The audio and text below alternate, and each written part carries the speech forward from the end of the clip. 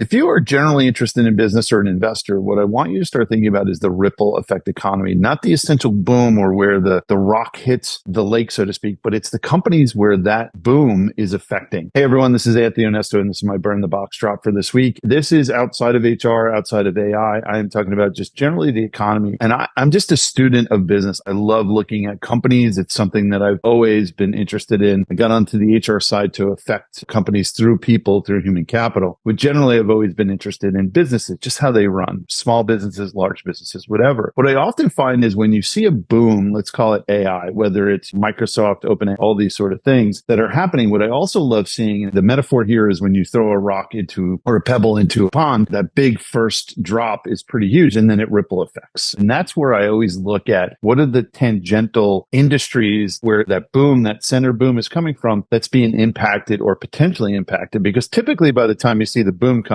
it's overvalued or it's too late for you to invest, but it's the side industries from that ripple effect that I think are most interesting. And so I'm watching this, particularly in AI, and I saw the opportunity where it's like, hey, these AI large language models have to run on really sophisticated chipsets. And it looks like NVIDIA, not that I predicted that by any means, but I saw the ripple effect of these things. And that's what I usually try to do. I try to look at what are the industries, and we've seen this in history, whether it was the automotive industry, you saw Detroit, the entire town of Detroit and its subsequent areas all were feeding off of the automobile explosion. And in fact, you saw the impact of when some of those companies went bankrupt. It is a both boom and a bust type of scenario. But you see, NVIDIA is a great example of a company that's not in the AI business that pivoted their gaming chip for AI. And now, by the way, as of yesterday, is the third most valuable company in the world. They surpassed Amazon and Google and now sit next to Apple and Microsoft. Just amazing sort of, again, in NVIDIA,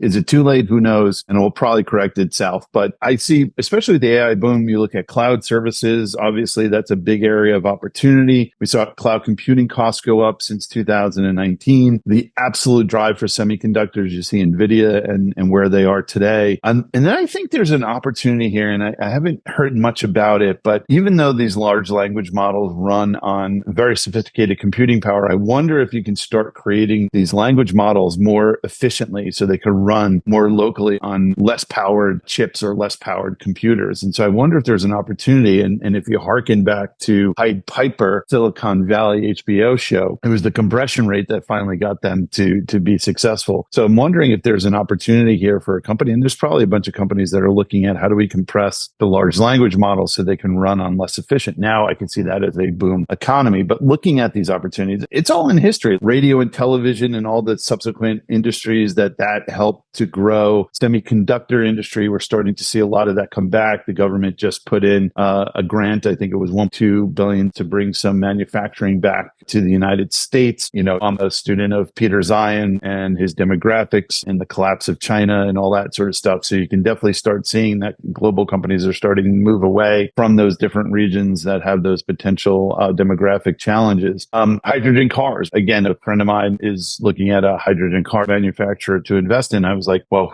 how do you get the hydrogen to the car? It's an infrastructure. You think of Tesla now making available their entire electric grid for all electric cars. These are amazing, like Teslas, and maybe that's commoditized at some point in the future, but you can almost see that becoming like a WS. Like that is, they built these charging stations, this infrastructure just for Tesla, but now other cars are going to be able to use it. So as we look into the future, what I want folks to start thinking about and where I see the opportunity, whether you're an investor or just a student of business, or you're interested in a sector or getting in a sector, is what are the peripheral industries that stand to gain from these different booms, especially the AI boom. When you think of like tourism and hospitality, whether it's construction, historically, the automobile industry, look at not only where the boom is happening, but start looking at the ripple effect industries and see if there's an opportunity to invest, an opportunity to join some of those companies, because I think they're going to be really, really interesting. And look at those secondary and tertiary sectors for investment and opportunity. That's my quick drop for this week. We'll see you next time.